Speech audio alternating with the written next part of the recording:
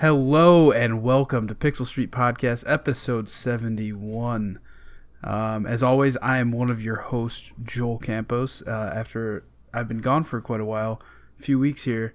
But as always, I am joined by the man who... I got nothing. John Hansen. I'm here.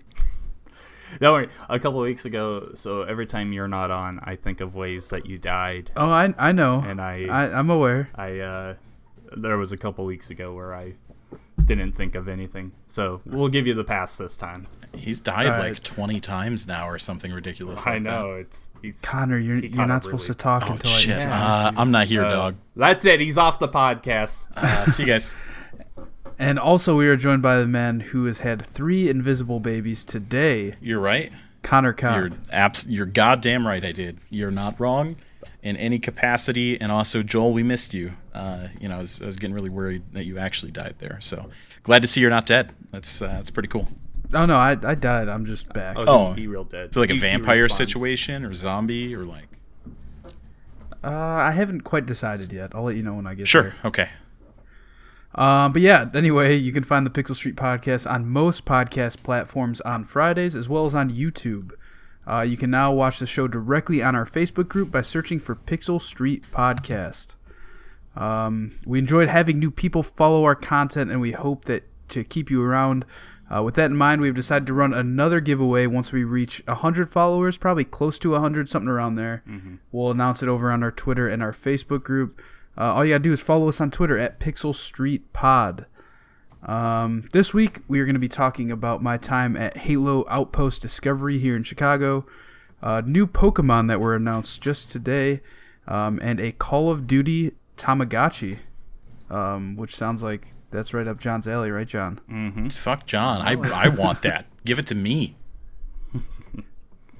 All right. Well, anyway, let's get into some of the new games coming out in the next week here and see if we're excited for any. We're in a very dead state of games right now. Oh, yeah. There's like nothing. Yeah, not much right now. Not really anything coming out in the next week that I want to play in particular, but I think we should definitely mention the Pillars of Eternity. When's that come out? I lost my spot.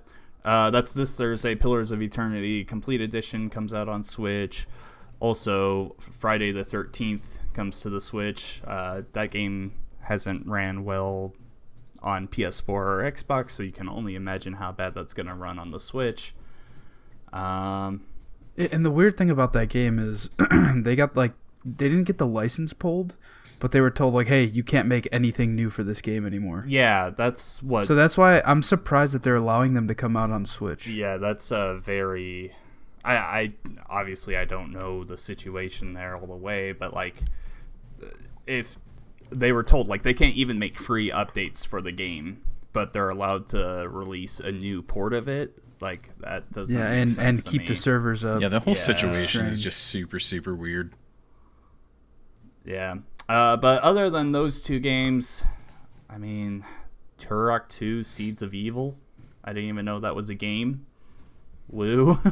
I think that's a re-release of one of the classics, if I'm not mistaken. I want to say so as well, because they released the original one on the Switch last year, I want to say. Having defeated the campaigner, Turok throws the Chrono Scepter into a waiting volcano to destroy it. Unfortunately, the blast awakens an even deadlier force, the Primogen. Once again, a Turok is tasked with restoring peace to the land and stopping the Primogen from merging Earth with the Netherworld. That sounds like 1997. Yeah, it looks like an N64 game too, so I'm guessing it's the original. Yeah, this boring times for new games, that's for sure. But like literally nothing good comes out until the end of the month, right? With Control, and we don't even know if that's good yet. Control and Mana Madan. Yeah, I mean, there's a few like small titles that have some interest here, like Ononaki. I know a lot of people are looking for that one. Collection of Mana. Rad, the latest game from Double Fine. Oh, I totally forgot about that. Yeah, nope, there's that. Yu-Gi-Oh! Legacy of the Duelist as well in a couple weeks on the Switch. Just wake me up when fucking Gears 5 comes out. Well, we're going to be talking about some Gears later, so let's hold off on that. But yeah, I think we've established that there's nothing good in the next week coming out.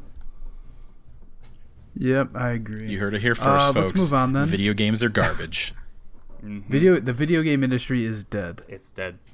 We're now a knitting podcast. Moving on, let's talk about some of the free games coming this month. Connor, you want to take these? Yeah, absolutely. So on Xbox Games with Gold, you have your opportunity from the 1st to the 15th to grab Torchlight, and then the 1st to the 31st to grab Gears of War 4, which I highly, highly recommend. We're going to chat about that in a little bit here, especially with Gears 5 just around the corner. And then from the 16th until the middle of next month, you can grab Forza Motorsport 6, which is one of the older motorsport titles. The newest one is 7, but certainly worth the play, as those games are always fantastic.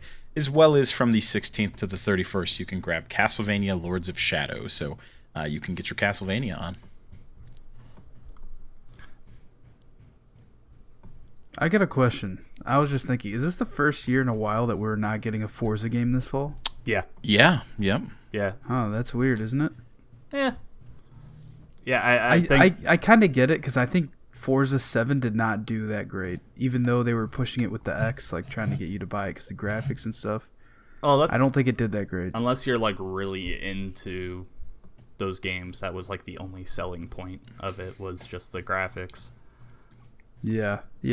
So, yeah, I definitely think that didn't do as good as they expected, so maybe it makes sense that they're holding up, especially when, as of right now, it seems like Microsoft really only has, like, 3 or 4 major franchises.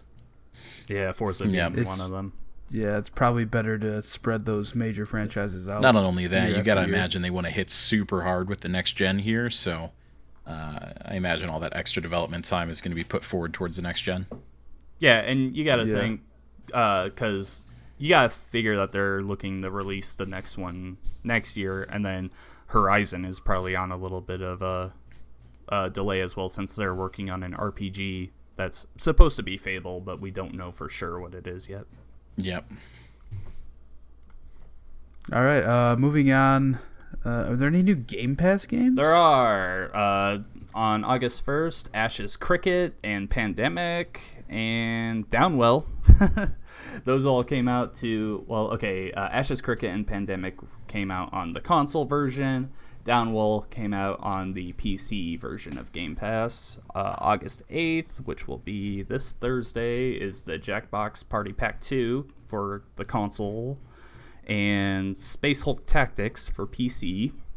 On August 14th, we are getting Slay the Spire for both PC and console, and there's a bunch of different quests. They don't mention which ones are leaving this month. I looked it up on the console, though, because they have like a tab of games leaving soon. It's nothing big, though. It's like 6 really small games that are leaving this month. All right.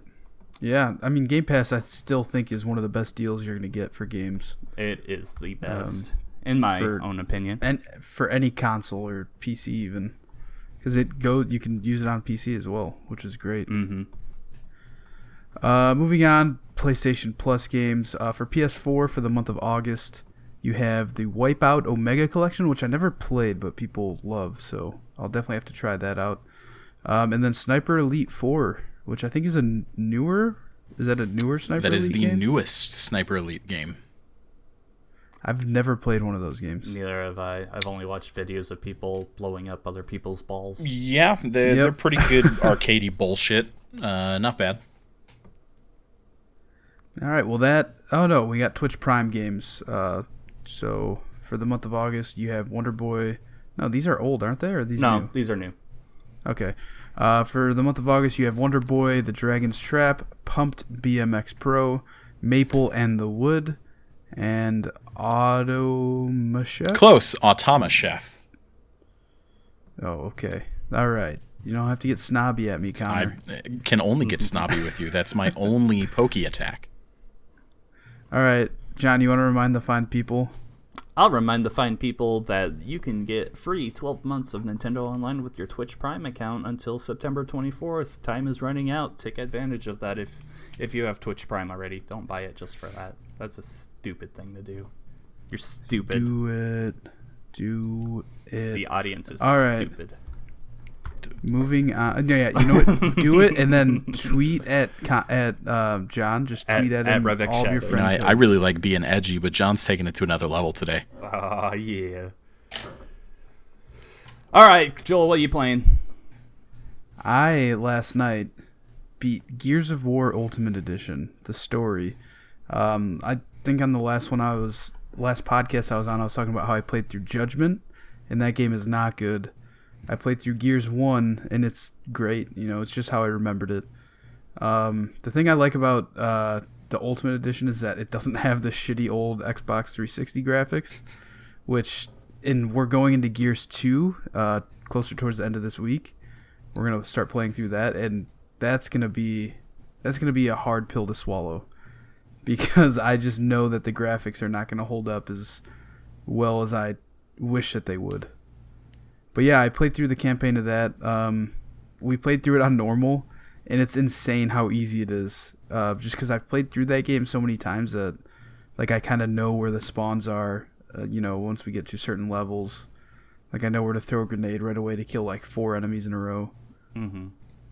But yeah, overall I enjoyed it. I took some screenshots. I've been posting them on Twitter. I did not post any of the ones from last night, but I will.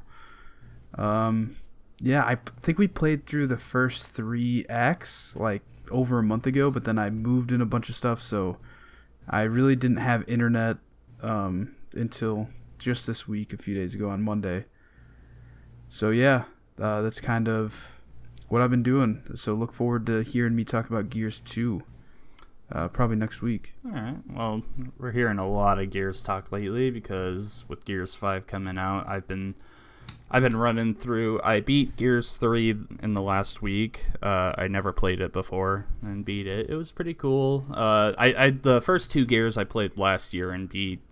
I just kind of ran through them with a friend that like begged me to play them, and I was like, okay, they're fine. Nothing amazing or anything. Gears 3 I liked a little better, but I think I liked it better because I had a different guy I was playing with, and we were just making fun of the story the entire way and just how stupid it is. Like, it's not good writing or anything. But there are a few moments in there that are pretty heartfelt and some pretty epic moments. From a story perspective, though, overall, nothing amazing. This week, though, me and Connor will be talking about this both. We started playing Gears of War 4. Was going into it expecting to play like a 4-player co-op until we found out that only 2 people can play the campaign together. Yeah, such a disappointment. I think Gears 3 has 4-player co-op, doesn't it? It does, yeah. So they downgraded there. That was interesting. Yeah, I was really disappointed to see that, but I started the campaign, and it's okay so far.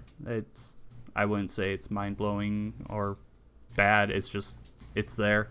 But that's kind of how I feel about Gears of War as a franchise so far. But I'll let Connor talk about the Horde Mode, because we did play 5-man Horde Mode a couple nights ago and had a good time with it. Go ahead, Connor. We sure did play some Horde, and boy, was it a blast until it got janky and it broke on us.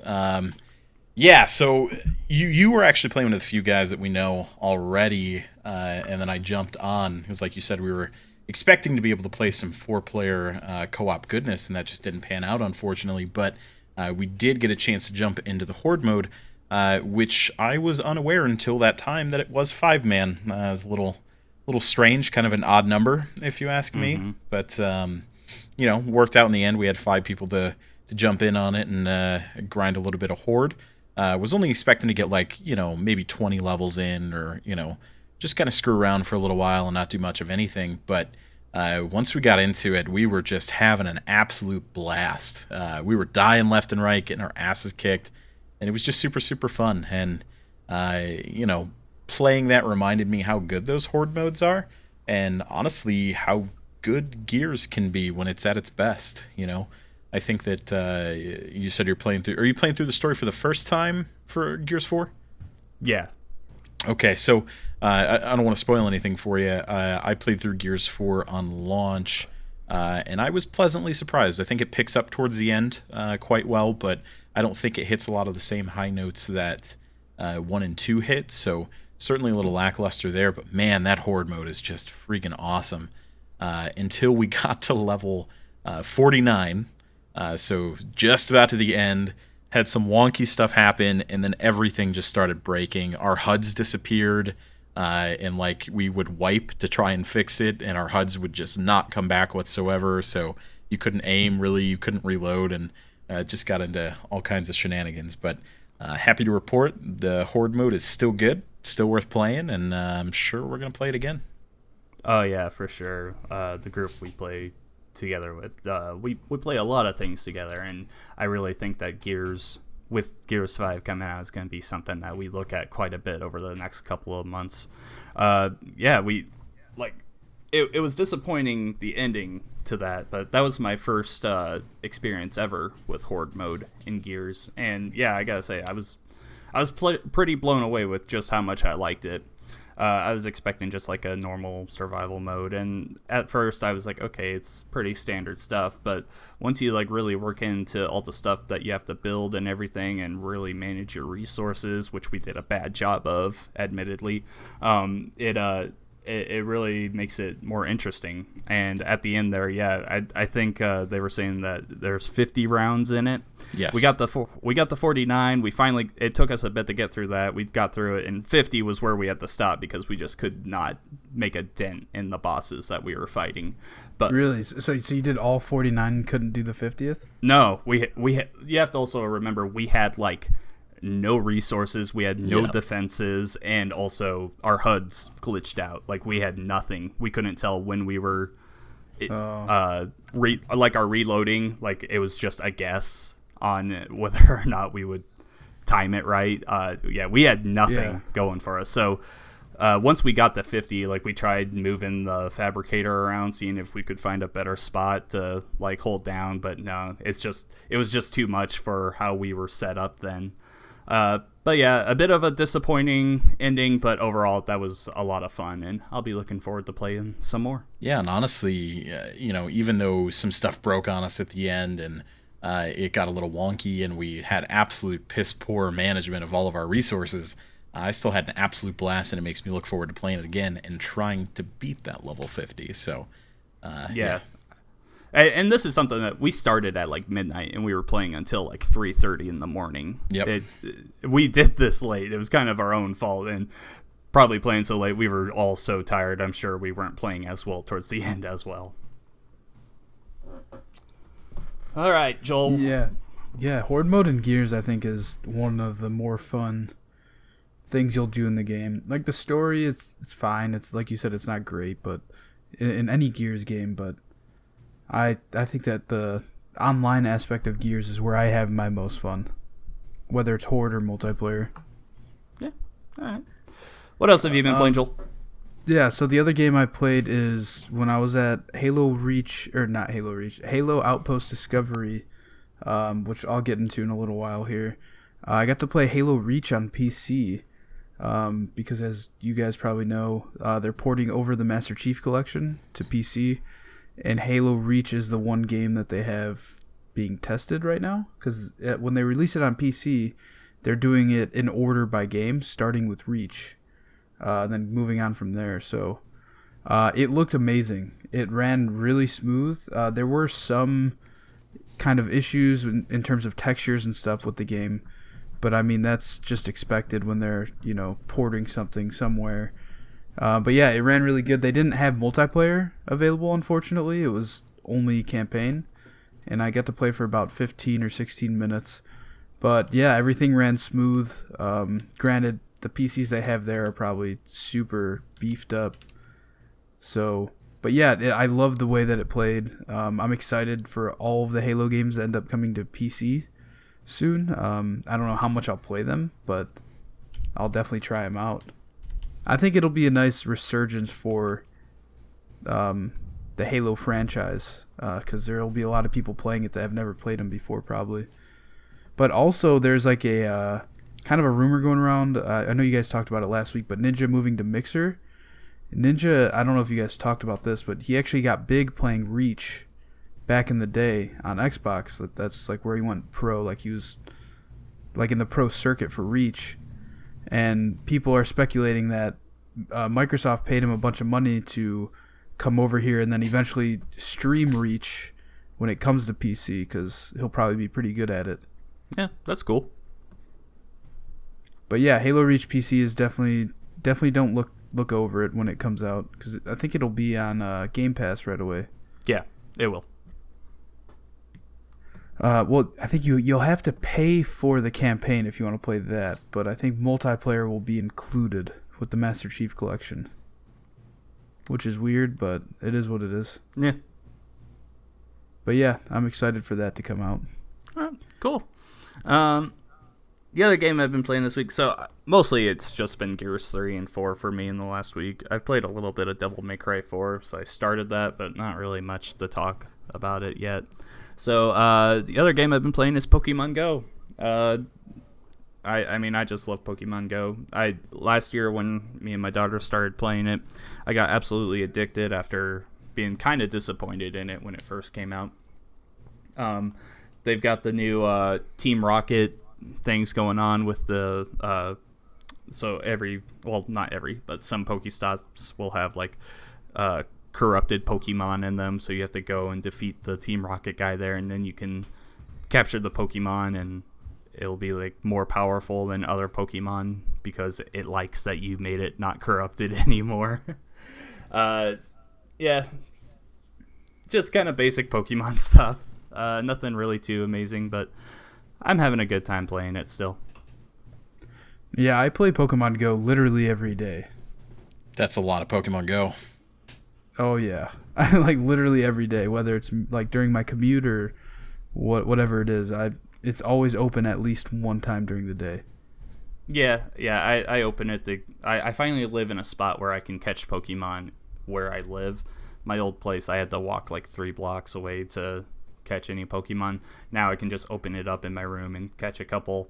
I'm just bad at getting out though, so I'm like always running low on items and everything. So I need to do better about that, but it's still an enjoyable time and I like it.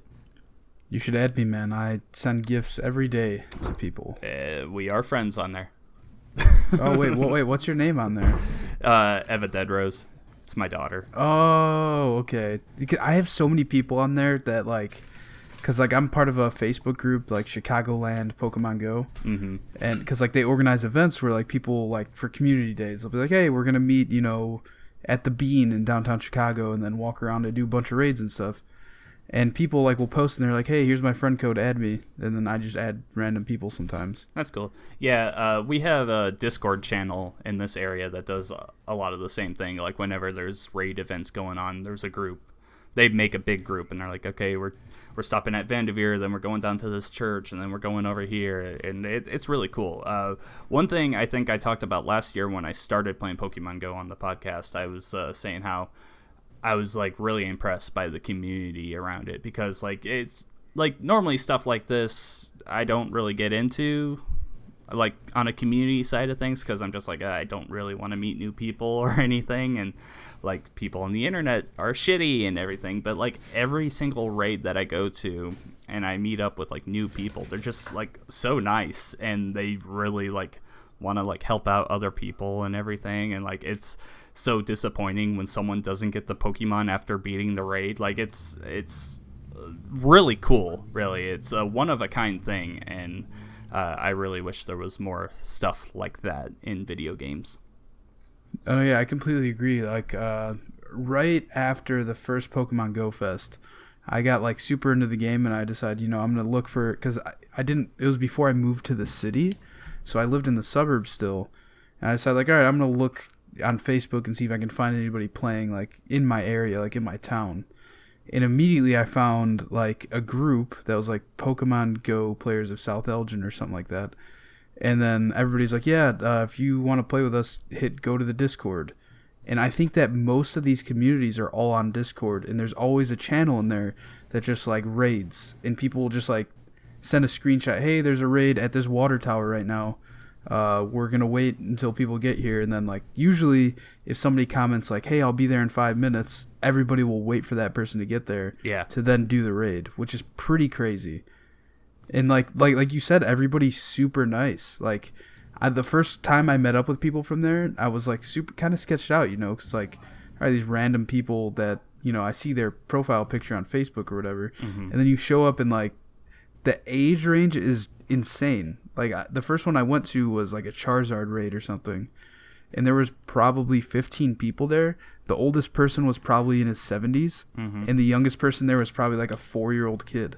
Yeah, It's wild. no, it's awesome. Like a couple of weeks ago, I went to a raid for an armored Mewtwo, and we got it. And like I looked over, and there was a family. It was this guy, his husband. They looked like they were probably in their 40s, and then like their 8-year-old kid who had their own tablet playing it. Like that was just so cool. Like it's just like a whole family thing with them, and they were super nice. And man, it's just really cool. Like I said, the community around it is just so awesome.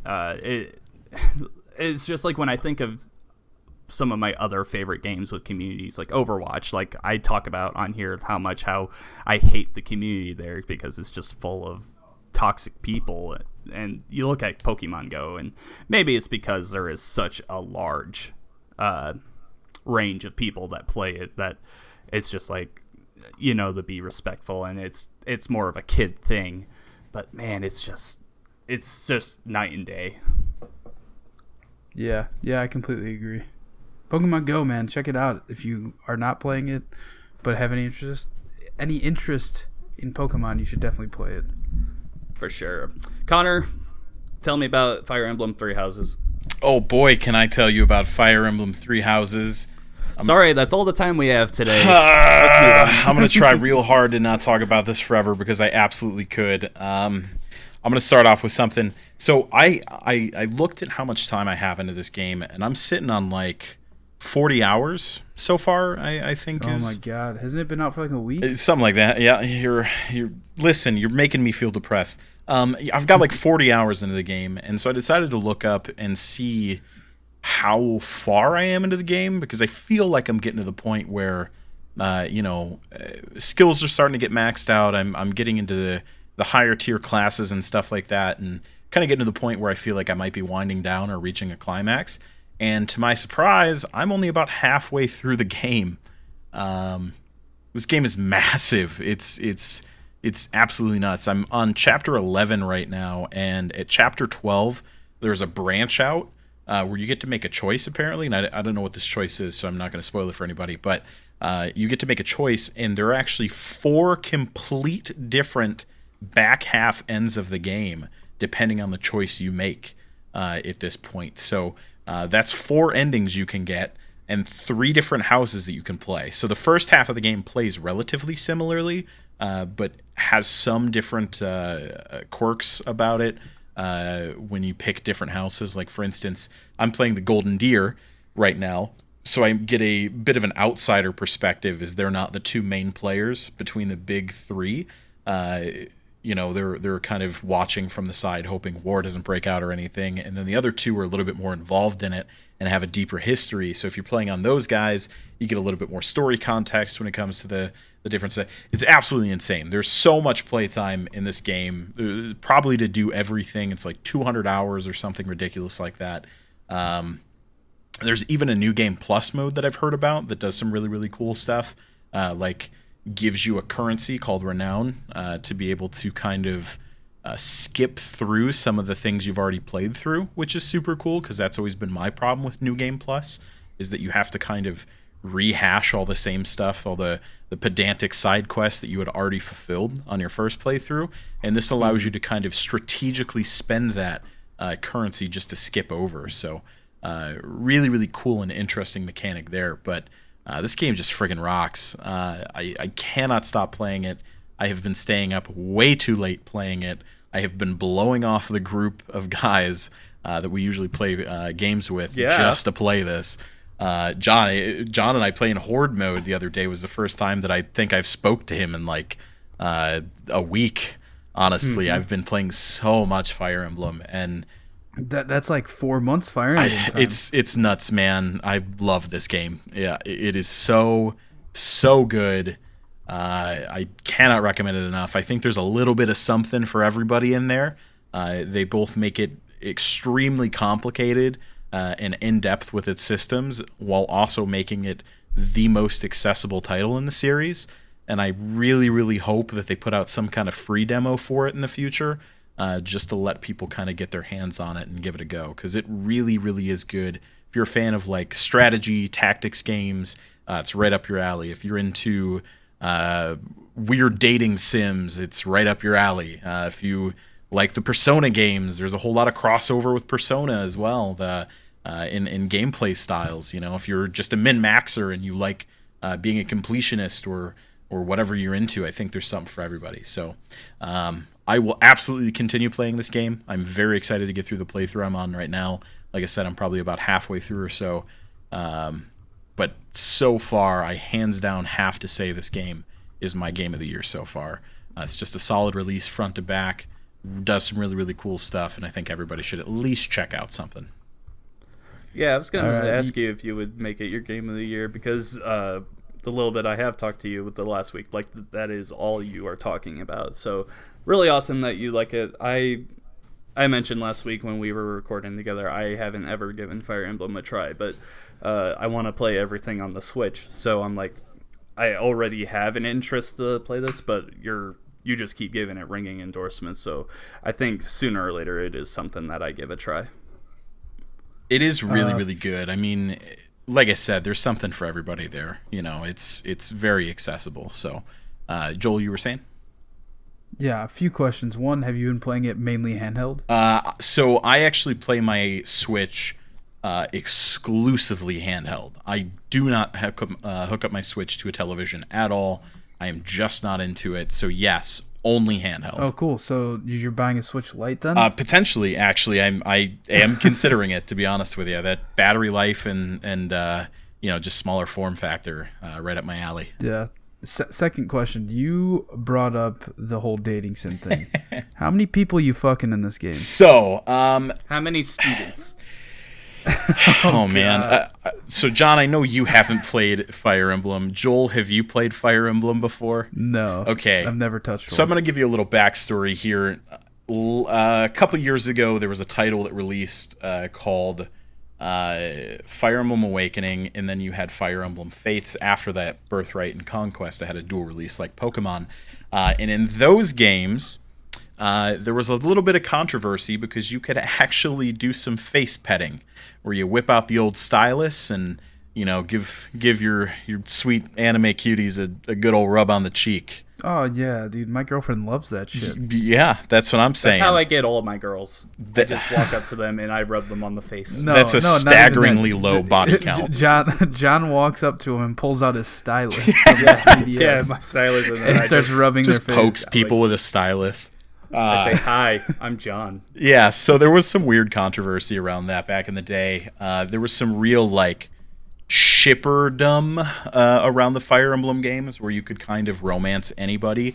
This game seems to pull that back quite heavily, but it does have a lot of interpersonal relationships with everybody. Every single character in the game you can build your support with. So support's this metric that's kind of like your bond with them. So for instance, you earn support by having two units next to each other in battle and defeating an enemy. Their support's going to go up because they succeeded together. Or you can have them talk, or you can this is where it gets weird, you can invite your students out to lunch with you and bring two of them along and their support increases. Or you can invite them out for tea time, just one student. And the thing about tea time, I think we all know what tea time is. So it gets weirder. The thing about tea time is that it's almost like a puzzle. When you sit down for tea time, you actually get to pick the tea that you give them. You can cultivate your own tea. There's a whole lot of stuff going on here. But you basically start talking to them about topics, and it gives you 3 topics on your screen, and you have to pick from one of those what you think they're going to be most interested in. If you get all 3 of those topics correct, so you get 3 chances, then it gives you a 4th one that they kind of throw at you, a curveball. You pick a response to it, and if you get that response right, then you get what's called perfect tea time, and you can sit there for as long as you want and zoom the camera in and out and change the angle and stuff. There's really no other reward other than the support level goes up, but you can you can do stuff, and it's not like creepy stuff, but they blush if you stare at them for too long, and it's just wonky and weird and doesn't make any sense. So yes, you can kind of creep on your students, I guess is the answer you're looking for. Okay. And at what point does Chris Hansen come out? This is a different world and a different land, so I think the legal age of consent is a little bit different there. No, I'm kidding. Gotta remember, this is Japan. I don't think you can do any marriage. Like, it's implied that there's some marriage stuff going on. I haven't reached the level of the game, but apparently there's a time skip a little bit later. It's a pretty widely known fact, so it's not really like a spoiler or anything, but apparently there's a time skip, and that's when the marriage and like real romance stuff starts coming into play. So I will report back on that once I've been able to hook up with some anime cuties. All right. Next on the docket is me not talking about Fire Emblem. Yeah. Hopefully ever again. Listen, when they drop that face petting DLC, we're gonna do a whole podcast. Just you wait. Yeah. Just kidding. It's not gonna happen. But All right, let's get into some news. First on the list here we have article from Brian Shea from Game Informer. The title reads, ESA, Sony, Microsoft, and Nintendo will start requiring developers to disclose loot box odds. And it reads, during a panel at a workshop hosted by the Federal Trade Commission, the Entertainment Software Association, ESA, a group that represents gaming-based interests and hosts the annual E3 show in Los Angeles, has stated that Sony, Microsoft, and Nintendo have committed to new policies that will require game developers to disclose odds in paid loot boxes. So that's pretty much the gist of it, which I think is pretty awesome. Yeah, no, this is definitely a good move on not just Sony, Microsoft, and Nintendo, but the ESA in general, who is in a little bit of hot water with some other things that we'll talk about. But this definitely is a good step in the microtransaction thing, which is starting to get a little dicey. Well, actually, it's actually been dicey for quite a bit now, but it's getting better though. This is a good first step. Also, Psyonix announced today that Rocket League will no longer have loot boxes, which I love. Really? I hated their loot box system. Yeah. Yeah, they announced that from now on, everything that you see, you'll see everything you're paying for. That's fantastic news. Yeah, which is what every game should do in my opinion, but yeah, there's always going to be, people that prefer loot boxes, but that's not me.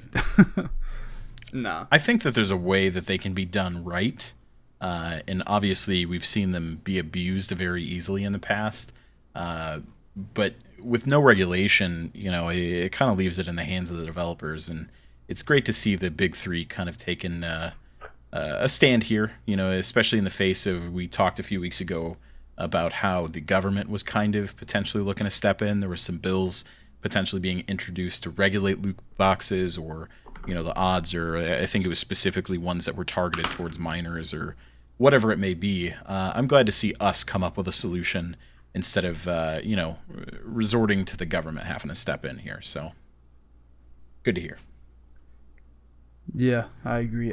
John, do you want to take the other ESA article we have on here? Yeah, sure. So I think this originally happened after our recording last week. But in case anyone doesn't know, tons and tons of journalists and people attending E3 this year had their information leaked, like personal information. Journalists were getting emails, their address was sent out, their phone number, so they were getting bombarded with text messages and stuff from just complete strangers. Not some good stuff. But just updated today, this is from Joe Juba from Game Informer. Over the weekend, some attendees of E3 2019 were dismayed to learn that their personal information was compromised. So they're essentially going just saying what I just said. Regaining that faith was already going to be difficult, and the battle got even harder with the discovery of another leak from E3s held in 2004 and 2006, when the expo had the old school logo pictured above. Okay, now two sources have told GameDaily.biz that 2018 data was also unprotected. In an email sent out to E3 attendees of 2004 and 2006, the ESA explained that the issue was discovered while looking into the initial leak. In the course of our investigation, we learned that media contact lists from E3 2004 and 2006 were cached on a third-party Internet Archive site. These were not files hosted on ESA servers or on the current website. We took immediate steps to have those files removed, and we received confirmation today that all files have either been taken down or are in the process of being removed from the third-party site. The email does not specify exactly what information was available on those media contact lists. We reached out to ESA for clarification, but have not yet received a response.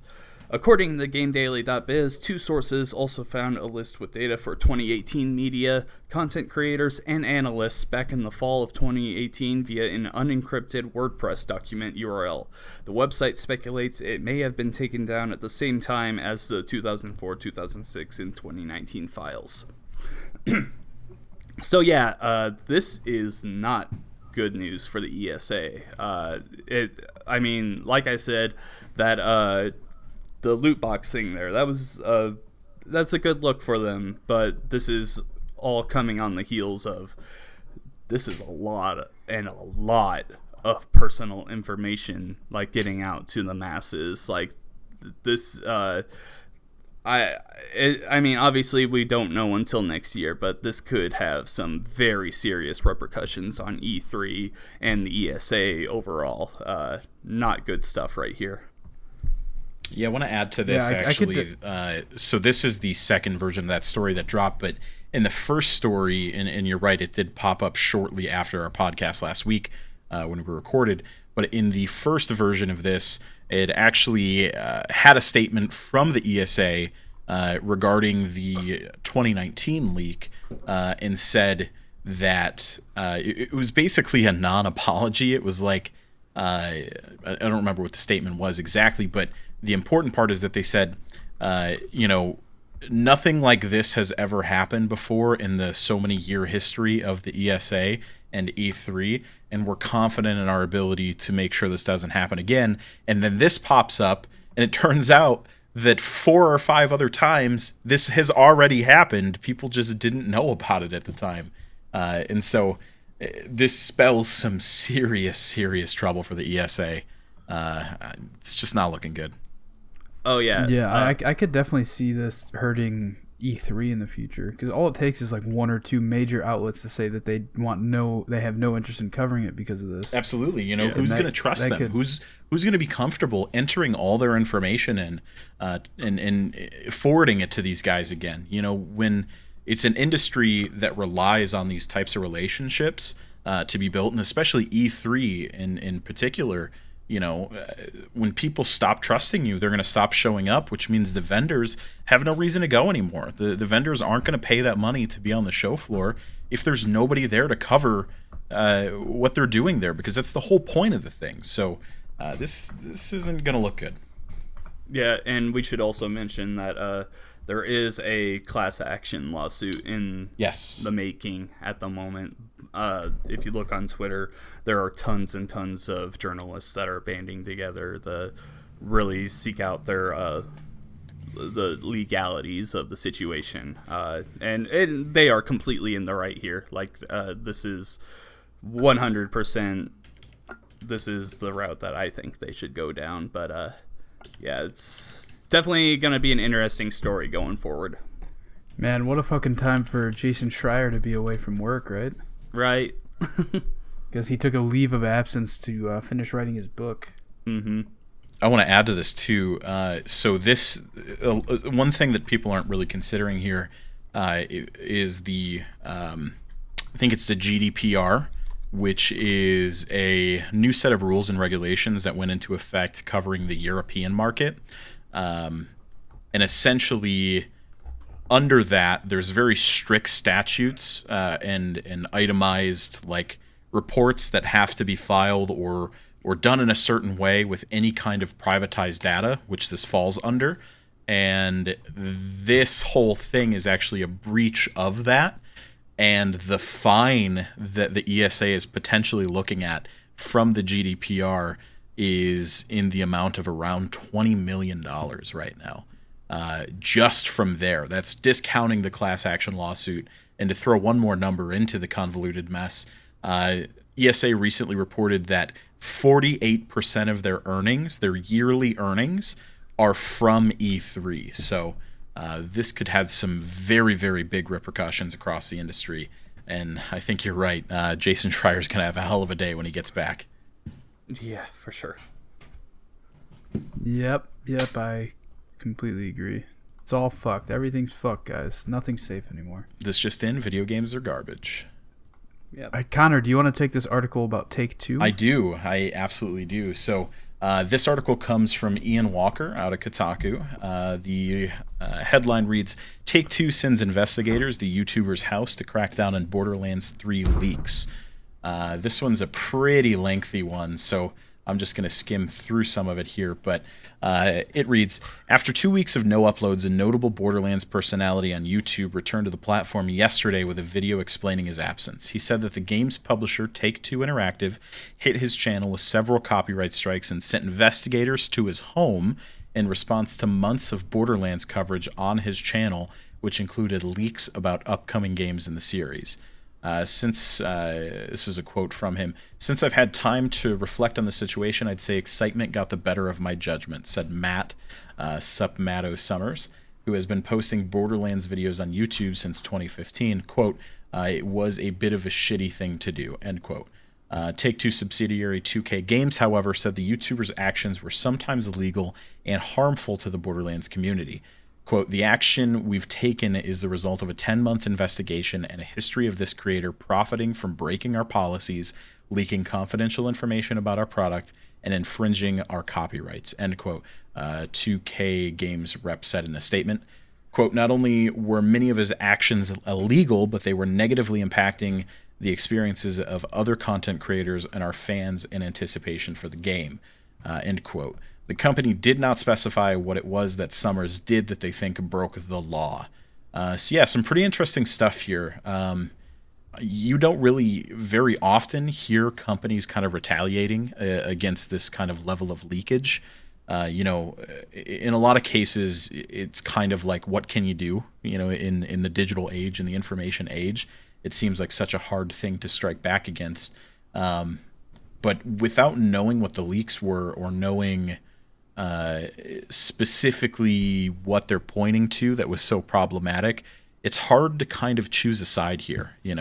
I don't know if his stuff that he was reporting was just general public information or things that had been leaked by other people and he was just covering it, or if 2K was actually protecting their intellectual property, because at the end of the day, that's the important thing to think about here, is that in big companies like this, they have to answer to a board of directors and a board of investors. And if they don't keep those investors happy, they pull their money. So they have to do things like this in some cases. So sometimes their hands are tied, sometimes they're not. But like I said, it's a little dicey and hard to pick sides here. But sounds like they're really striking out against this. Yeah, for sure. This is kind of piggybacking off of what we just said there. Like your relationship with everyone else in the industry is kind of a big deal. This one has been kind of destroyed, and don't expect him to get any Christmas cards from Take-Two anytime soon. Yeah, no kidding. This is, obviously we don't know everything about it, but it's definitely interesting. That's for sure. Kind of crazy to read, like I said, you don't really see things like this. You don't see companies kind of pursue things like this, because we live in an age where damn near everything is leaked ahead of time. Nothing stays secret anymore. It's actually a rarity for things to stay secret. So I'm interested to see the kind of precedent this sets moving forward, and how other companies kind of look to this in future legal proceedings for guidance. It should be interesting. So we'll be keeping an eye on that one. Looks like we've got a few more stories here. Who's on the next one? I'll take it. So some new Pokemon Sword and Shield news came out today. They released a video on their social media, like going over a bunch of different things coming out. So the one of the things is that there are new region-specific Pokemon available. So with the Sun and Moon games, these were the Alolan Pokemon. You had like an Ice Vulpix, an Executor with a really long neck and everything. This time around, we've got shown a Weezing that has like smokestacks on the top of them, and it's like spewing out gas, and it's like making a mustache on him and everything. It looks really cool, actually. It's fantastic. Like it a lot. Clearly the best Pokemon of all time. Yeah, and then also Zigzagoon looks like a skunk now, but he looks awesome. And we also found out that some Galarian Pokemon can evolve in ways that like other versions couldn't. So like Zigzagoon can evolve into Linoon from like the Sun and Moon games, but Linoon in the Galar region can evolve into an all-new Pokemon, which is Obstagoon, and it is completely exclusive to that region. So that's really cool. That's something they haven't done before. Another new Pokemon was revealed as well. It is a little hamster called Morpeko, and this Pokemon can actually change its form. So from what I got out of the video, it starts out as like an electric type, and then it like gets angry or something, and then it turns into a dark type, and it's the look of it changes and everything. It's really cool, and it looks like I think it's definitely going to be one of those Pokemon that are the most popular from the Sword and Shield games, up there with the Corgi, because it's definitely cute and it just looks awesome. It's completely new for the series. Off of that, more rivals were shown off. We got this trainer that is called Betty, I can't tell. It's just one of the rivals. He's very skilled at Pokemon battles, has the pride to match. He's joined the Gym Challenge, having received his endorsement from Rose, the chairman of the Galar Pokemon League. While he clearly is aiming to become champion, he seems to have other objectives as well. So a little bit of a mystery there. Marnie, one of the rivals she's like one of the favorites to take down the champion and become the new champion of the region. She has this whole fan club that is called Team Yell. This is essentially the Team Rocket of this area. They're just Marnie fanatics. They like follow her around, like they carry posters of her and everything, and they look ridiculous like any other Team Rocket style enemy does in Pokemon. But besides that, that's about all we learned. Just some new stuff coming to the game, which is awesome. Yeah, I'm real excited for this next Pokemon, especially it being like the first true Pokemon game on Switch, I guess, since Let's Go was kind of a remake. Mm-hmm. So yeah, I'm excited. I think it's going to be pretty cool. Yeah, for sure. It's going to be awesome. All right, last news piece we have here. Call of Duty Modern Warfare has a Tamagotchi that is kept alive by your kills. This is from Alicia Judge of IGN. Call of Duty Modern Warfare's multiplayer mode will offer a variety of gear for players to support their battle efforts, including a Tamagotchi that feeds on death. In case you entered the world after the 90s, Tamagotchis, okay, you know what Tamagotchis are. Infinity Ward decided to implement a version of Tamagotchis in the new Call of Duty as an alternative to the vanilla wristwatch that players can choose to wear in multiplayer, while the ordinary watch will display your real-world time in-game. COD's Tamagotchis will be directly affected by your kill-death ratio. People have really picked up on our wristwatches, and they're curious to know more about how things are going to be developed with that. Art director Joel Emsley told the Daily Star. For example, we've got one we call the Tamagotchi. It's a Tamagotchi that feeds on kills. It's a one-off we got creative with. I said to our engineers, can we make it so that whilst we're playing and I get kills in multiplayer, it kind of lives and grows? So if you don't rack up those kill streaks, a small virtual creature will starve, wither, and die. Connor, what do you think about the Tamagotchi? Okay, man, do I have thoughts. One, did they clear this copyright? Is this okay? Can they do this? Yeah, what is happening? It's completely different from Tamagotchi. It's a Tamagotchi. Sure, okay. Number 2, so you're telling me if people don't get kills, they're gonna get a kill, is what you're saying. They're gonna kill their Tamagotchi. I don't even want to say the word. You are killing one way or another. Yeah. Let Donald Trump know this. So we're forcing people to murder now. Sure. Honestly, I think it's a pretty cool idea, if not possibly one of the weirdest ideas I've heard of. I mean, Connor, don't act like if they added a Tamagotchi to Destiny 2, like you wouldn't be picking it up. All right, hold up, man. You didn't just bring Destiny 2 into this. You leave my hunter alone. You're right. I would. You're absolutely right. I would murder people to feed the beast, even if that beast is a tiny, cute, little, adorable, nonsensical, ridiculous character on my wrist. So yes, I'm all for it. Screw it. Tamagotchis, we're coming for you. I've got to feed my beast. Yeah, dude, it's awesome. Joel, what do you think?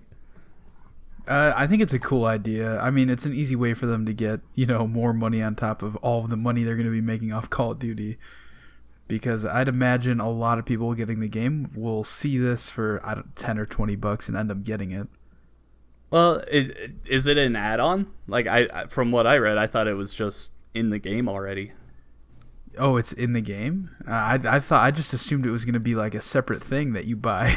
I think it's just like an equipment thing you can choose, but I'm not sure. I haven't looked into Modern Warfare as much as I probably should have by now. But I gotta say, I am surprisingly optimistic for this year's Call of Duty. I honestly, everything I have seen on it has me convinced this game will be of decent quality at the very least.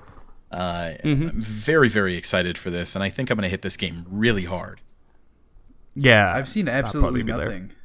I've gone dead silent on seeing anything. Call of Duty isn't really my thing, but for some reason I still end up buying it like every other year. Yeah, well, I mean, it's not the most popular game year after year over nothing, so... I may or may not have the... night vision goggles version pre-ordered. You did it. You're goddamn right, I did. Yeah. What are you gonna do with them? Whatever the see fuck in the dark, I want. obviously. Whatever I want. Okay, They're night vision goggles, okay, Joel. First of all, all right, hear me out. If I go to anybody's apartment or house, You're taking night vision goggles with you. No. Hear me out. If I go to anybody's apartment or house, like place of residence, I'm like, yo, dude, what's that? Just like sitting on a shelf, like, oh.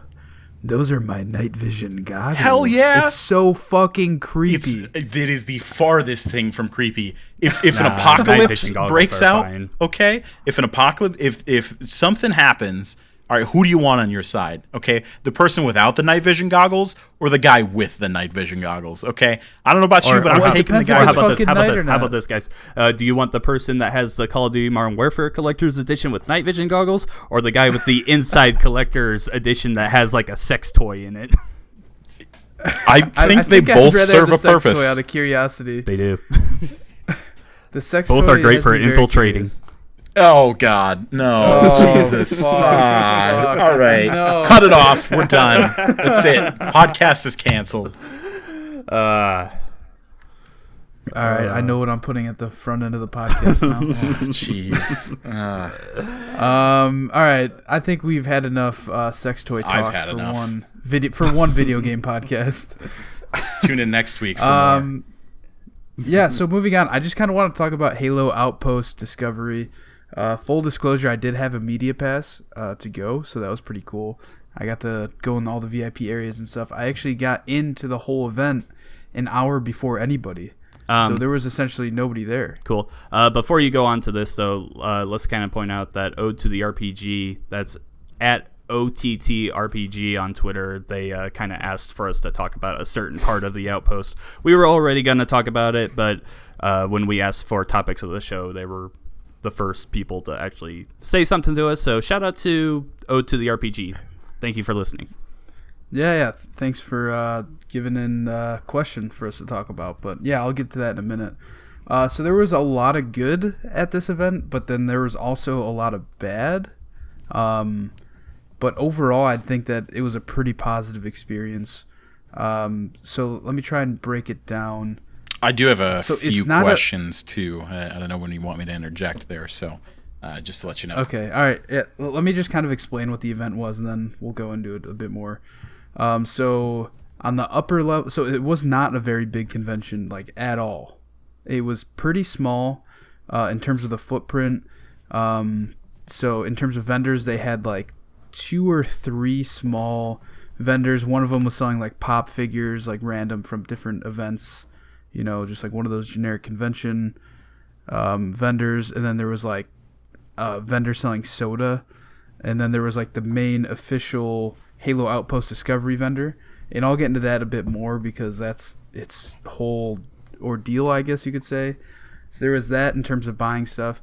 And then there were, on the upper floor, there was the VR arena experience. There was the shooting range. And then there was the ring experience. So there were 3 things upstairs. And then downstairs there were 3 more things. There was the Pelican training. There was the Covenant escape room. And then there was, I forget what it was called, but it was essentially laser tag, like Halo laser tag. And then also upstairs you had, you could play Halo Reach PC, and you could play a bunch of like LAN Halo, essentially. Any of the Halo games you could play LAN with people, which was pretty cool. But yeah, of all of those things, I think that the worst thing in the whole place, which if anybody is considering going, I would say don't even bother doing this, even though there's no line at all ever the whole weekend, is the shooting range. Because I don't know if you've seen like a Boomco gun, but it's essentially a Nerf gun with like a plastic little dart thing. And they have like Halo themed ones. So like what they had was an SMG and a plasma pistol there. And what you do is picture the arcade machine that you play basketball at. Everybody's played that thing. It looks just like that, except for at the end there's a touch screen type thing. And you're shooting these guns at it. And half of the time you shoot the gun at the screen, it doesn't even register. It's supposed to be like a target range. It just completely sucked and is not worth your time. Maybe if you're going with like a little kid, take them there. They'll probably enjoy it. So that was by far the worst thing. Second worst thing would probably have to be the Covenant escape room, which I'm pretty sure is what somebody asked about on Twitter, right? Yep, that's Ode to the RPG. Yeah, it was not great. They did a great job.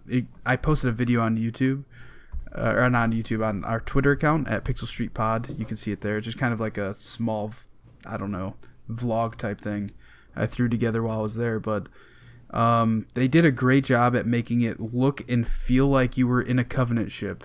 The theme was supposed to be that you're in a Covenant ship and you have to escape before these hunters, break down the door.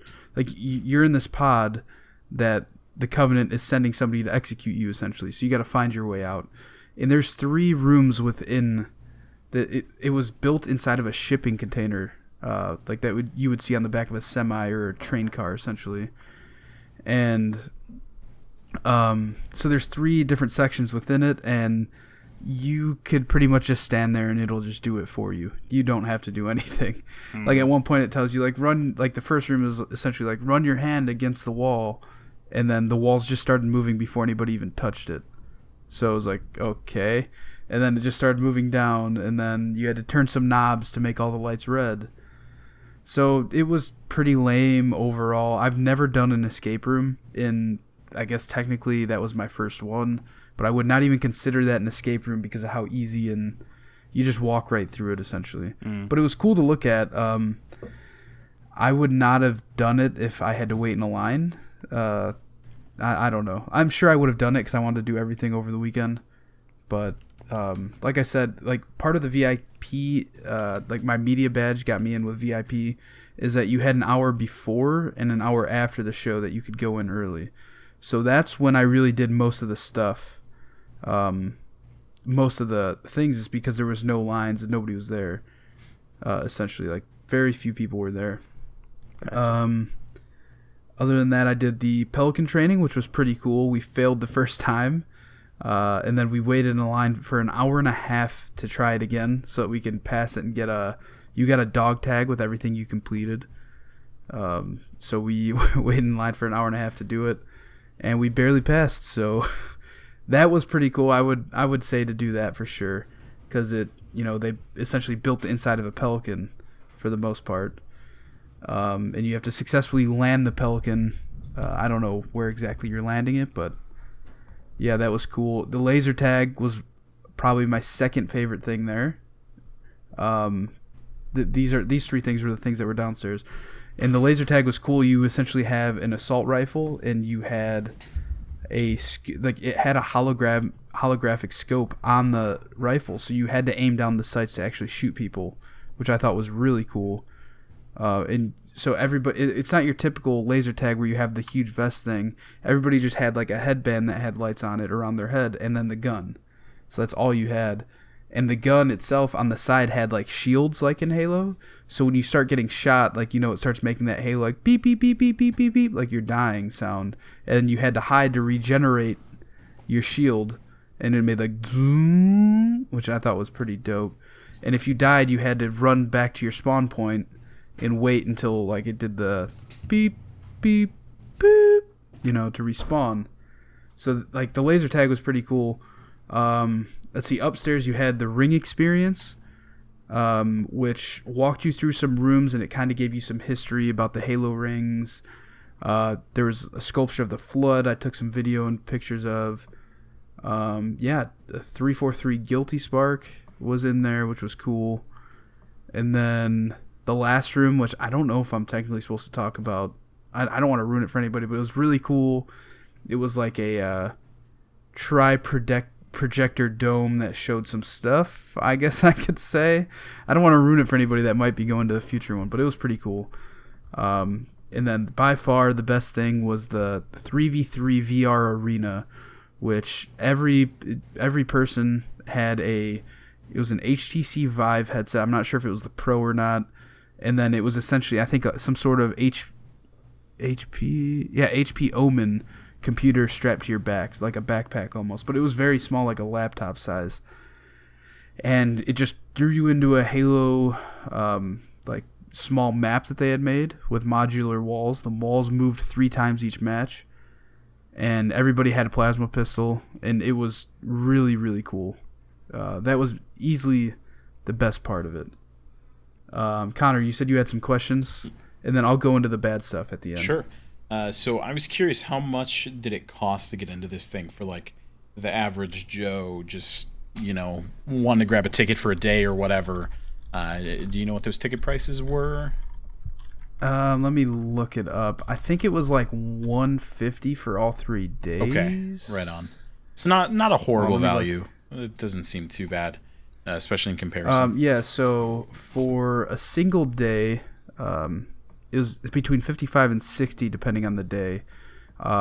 For a VIP single day was 140. Oof. Which if you're going, I would say for sure go Sunday, because there was not as many people there, and you could probably get everything done with a normal ticket. But if you're going on one of the other days, I would say go VIP, because then you'll be able to get everything done for sure. Like Saturday, it was completely jam-packed. Like the ring experience, the line, one of my friends got a regular general admission ticket just for Saturday, hoping that he'd be able to do everything. And he got there and immediately went to the ring experience line. And he had been waiting in line for like 45 minutes when I went up and talked to him. And he was still like an hour and a half out from getting into this, thing. Wow. So he only did like 2 of the things the whole day, essentially. And then he decided to leave. That's wild. I'm curious too. So the lines were super long. I'm curious too. Was there anything extra that had to be paid for on this, or was it kind of like all inclusive? This got you a pass to the whole thing. Do whatever you want. Obviously, there was like vendor stands and stuff that you could purchase from there. But as far as the activities go, was everything pretty much included with the price of the ticket? Yeah. You didn't have to pay for anything other than merch or food, whatever. Everything was included with it. You didn't have to pay for anything. You could do anything as many times as you wanted, as long as you just went and waited back in line if there was one.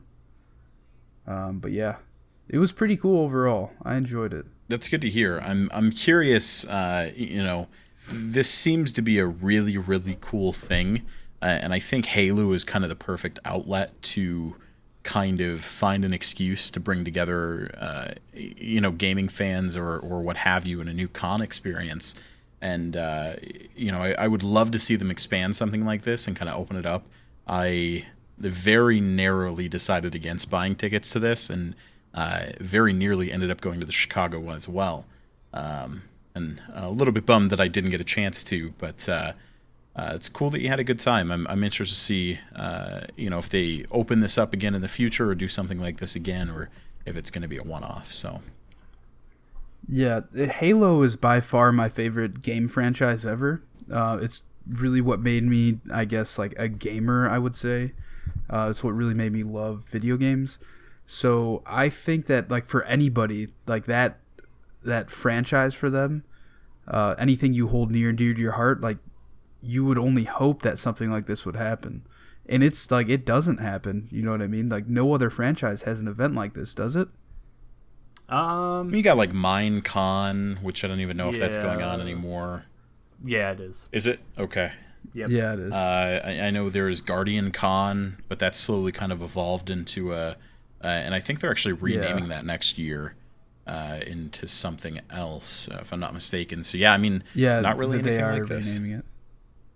Yeah, so I just thought it was really cool. The whole thing is kind of, excuse me, sorry. I think that it takes place after the events of Halo 3. So they have like actors there that are acting, really? As if this is after Halo 3, and the whole thing is kind of a like all of the information about the Halo rings has just been released to the public. So they're trying to make you feel like you're in the universe by getting you to like join them in helping kind of not save humanity, like I guess keep humanity alive, if that makes any sense. To like, join the fight against the Halo rings, going off and ending everything. So it was really cool overall. Like the ring experience, especially, there was actors that walked you through it, and they were kind of educating you about it. So would you say the ring experience was your favorite one? No. I'd say that was like second or third favorite. Okay. But yeah, it was cool overall. They had a Warthog, like full-scale Warthog model there. You could check that out. They had the Arbiter full-scale, or not the Arbiter, just an Elite, sorry. And then they had the Master Chief full-scale, and then they had, like helmets, weapons, all like in glass cases. They were all pretty cool. Now, the one thing that is weird to me is merch. So I had missed your text, Connor, about picking up the gold. They're selling a golden Master Chief vinyl. I'm very sad. And so, if I had seen that text, I totally would have picked it up for you. That's so good. So here's the thing: is going into it, I had looked up. Oh, I'm looking for this. Yeah, I looked up videos to see like how much things cost at this event. Because I'm a big Halo fan, I wanted to buy some stuff, and so they were selling a Master Chief helmet, like for adults, and it was $40. The first, I don't know if it was the first two or just the first one, but it was $40. And at this event, it was $80. What? So, and I was reading online that people were saying they were selling out of the helmet. So I think that they bumped the price up just because they knew they were selling out and people would buy them, which to me is kind of aggravating because I was going to buy the helmet, to put on display. Absolutely. But it was $80 when I got there, and I was like, ooh, I'm not paying that. And then I looked it up on Amazon, and it's like $37. Same exact brand, everything. So they definitely jacked the prices and stuff. And then they also ran out of the official like Halo Outpost Discovery Chicago, because it said Chicago t-shirts, which is understandable. Like it's only happening one weekend, so you can't expect them to please everybody. But the other major thing was a major selling point to tickets to people were them saying that if you buy a VIP ticket, you will get that gold Funko Pop guaranteed. If you do not buy a VIP ticket and just get general admission, you'll at least have an opportunity to buy it because they'll have some for sale in limited quantities. And so me and my buddy, we get in first thing. Well, so we got in an hour before VIP even got in, and we just kind of walked around looking around and stuff. And we're like, all right, let's go check out merch. Maybe we can buy that pop vinyl now, before anybody gets in. And we go, and there's no pop vinyls there. And we see on the board where it has the item and the prices marked, there's just a big black strip. So we're like, okay, they fucking sold out of these things at the first 2 events, and now they don't have them. So, I went up to the merch counter, and I asked somebody. And I was like, hey, you guys gonna have those Funko Pops at all? And they're like, oh, no, sorry, man, we're all sold out. We don't have any. And then some dude, got super quiet. He's like, hey, I'm not supposed to tell anybody this, but we might have them on Sunday. Wow. So I was like, oh, okay. All right. Got the insider dish.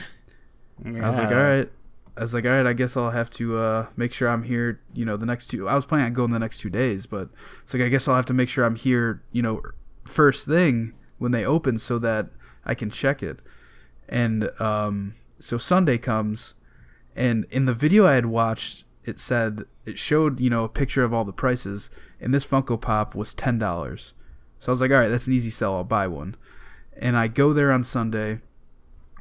First thing, me and my buddy beeline it to the merch counter, and the Funko Pops are there, stacked up behind the counter. The thing is still blacked out on the board, and so I'm like, yeah, I want one of the gold Funko Pops. And then they're looking at each other and one of them's like, how did you know that we have them? And I was like, I don't know, I just thought I'd come check. Because they were expecting nobody to know that they had them, and we went there first thing immediately. And the dude rings it up. He's like, all right, that'll be $40. I was like, what? He's like, yeah, it's $40. I was like, all right. I just paid the $40. But it's just annoying that they would jack prices up because things are selling. All right. I don't know. Yeah.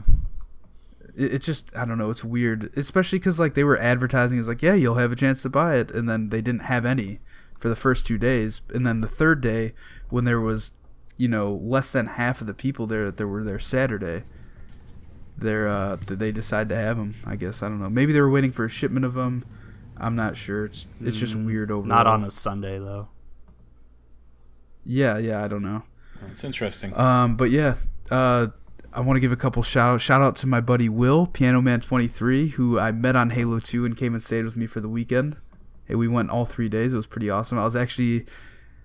he bought a 3-day general admission pass, and I had a media pass. And the lady, my contact, she was... I don't want to give her name, but she was really cool. And she's like, well, if he has any problem getting in with you anywhere, just let me know. And it happened literally 10 seconds later. So she's just gave him a media pass as well, so he can come around with me. That's super cool. Which was pretty cool. That's awesome. Yeah, they had panels and stuff with the voice actors, Steve Downs and Jen Taylor was his Master Chief and Cortana. They had panels with them. There were some podcasting panels with, I forget his name, but he's the host of Podtacular, which is a huge Halo podcast. And then I actually met the guys from HCS Pro Talk, which is a podcast that they focus on the Halo, I guess, pro circuit. And they were really cool too. I just enjoyed the whole weekend overall. It was a lot of fun. If you're going to a future one, definitely do research on which activities you think you'll have more fun in. VR line is always an hour and a half wait, no matter when you get there, essentially. But overall, it was a great experience. It was really cool, and I'm gonna write something up on it and then probably post a vlog about it because I took a bunch of videos there. Yeah, keep in mind too, Joel, you actually put up some content on the Twitter page. Does that make it to the Facebook page too? Yeah, Okay. yeah. I've posted all 3 of those videos now to Facebook. Cool. Yeah, check those out. Some cool insights to what seems to have been an awesome weekend. So good to hear about that. Thanks for that, Joel. Oh yeah, sorry, I talked a lot, but Nah, it was it's fun. cool. We are running a little over, though, so we should probably get to our topic of the show. This was brought to us by @AmiiboMD on Twitter, and I this guy recently followed us, and I did a little looking into the stuff he does because he's a content creator too. His topic of the show was he asked if we've covered competitive Amiibo tournaments for Smash. So I did a little looking into the stuff he does. He has a website. It's amiibodoctor.wordpress.com, where he just blogs about amiibo tournaments. So if you're interested in that stuff, check him out. It looks like he does it quite a bit. It looks like he does it on YouTube as well. So keep up the good work there, Amiibo Doctor. But have you guys had any experience with amiibo tournaments?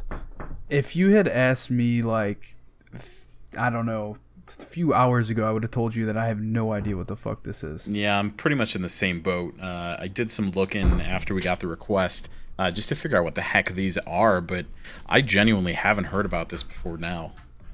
Oh, really? Okay. So I haven't heard of any like professional tournaments. If that's like a professional thing, that's cool. But so pretty much what people do is in Super Smash Brothers, you can level up your amiibos, and I think you can like give them new moves, and you just make them stronger. And the tournaments are literally you set up amiibos against each other to fight and see who wins, and that's it. Like, at least that's what I believe. So the one time that I actually watched an amiibo tournament, it was, I believe, it was Screw Attack. They were doing an amiibo tournament, and every time an amiibo lost, that amiibo got destroyed. So you would put all these hours into raising it, leveling it up, and everything. And when it lost, they had a torture table for it. Like, they would like freeze it and smash it. They put it into its own what are those coffin things with the nails in them? Iron Maiden. They would put it into its own Iron Maiden. They would like saw off their head and everything. It was like really intense. Jeez. But yeah, no, I haven't seen like a professional tournament or anything. So what's the guy's name? Amiibo Doctor. If you want to like reach out to me at Rivik Shadows and let me know, I'll definitely check out that some more. That's just like it's a very niche thing, I think. It's not really, probably it's not the most popular thing with Smash Brothers, but I think that could have its own little following. That it seems like a really cool idea, in my opinion. I think it opens up an interesting facet of fighting games in general. You know, there's kind of some external knowledge there that isn't necessarily related to Smash that's required, and I think that's super, super cool. Just people finding a different way to play a game that has traditionally been played in a singular way for over a decade now. So pretty awesome stuff. It kind of reminds me of something like with Grand Theft Auto 5. Like, there are people that will just set up like role-playing things. Like, they have their own lives and everything, and like they obey the laws, and like they try and be citizens and in the world and everything. And it's just awesome seeing people play games in a different way and just really get as much enjoyment out of it as they can. Going back to the guy's website and everything, like he's very much into this stuff. So I just think that stuff's awesome. Absolutely, I agree. Yeah, I agree. I think it's all pretty cool. Yeah. We are running probably one of the longest podcasts we've done. Oh yeah, for sure. But so with that, we will end. I want to say thank you to Amiibo Doctor for writing in, and also Ode to the RPG for your question about the escape room at Halo Outpost. Definitely keep them coming when you see these posts, because we will talk about pretty much anything, like dogs. We love dogs. Oh, hell yeah. As always, you can find the Pixel Street Podcast on our Facebook by searching for Pixel Street Podcast there. On Twitter at Pixel Street Pod. You can email us at pixelstreetpodcast@gmail.com. Yeah, we're pretty much on all podcast platforms Friday morning. My name is Joel Campos. You can find me on Twitter at Campos63. John, where can we find you? On Twitter, I am at Rivik Shadows. You can also check out my YouTube, even though I haven't really uploaded there much lately. That's also Rivik Shadows. If you want to, go to my Twitter, and you can find a link to my most recent game review. I reviewed Marvel Ultimate Alliance 3 for ClubPenguinHero.com. Gave it a pretty decent score. Yeah, I talked about it last week. It's a good game. Give it a try. All right, and Connor, where can we find you? I am on Twitter at @TheRealBirch. That's Birch like the tree, but without the I. I'm also on Mixer by Birch, again with no I. I'm actually the real reason that Ninja moved over. He was just looking to play with me more often. So come check me out. I ramble a lot on Twitter. Excited to see you. All right, right on. Yeah, and check out our Twitter account, as we said before, to see those videos that I posted from Halo Outpost. Yeah, and we will see you right here next week for Pixel Street Podcast episode 72. Bye. Thanks for listening.